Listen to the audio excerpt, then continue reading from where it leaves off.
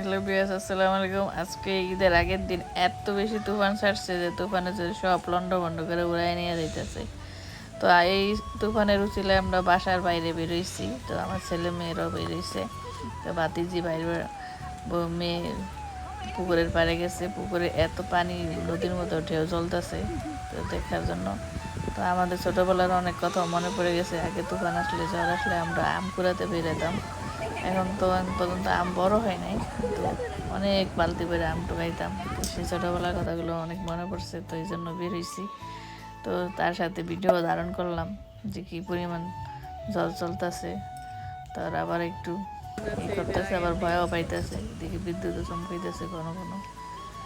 এরপর ওরা আবার বাসায় এসা যত ভান এখন কি করবে, দুপুরবেলায় মেহেদি দেওয়া শুরু করে দিয়েছে। আমার স্বাস্থ্য ভাতিজিরে নিয়ে আইসা তিনজনই মেহেদি দিবে। তো মেহেদিগুলো অনেক সুন্দর করে ডিজাইন করতে পারে, তাই জন্য ওরা দিয়ে দেওয়া হয়েছে।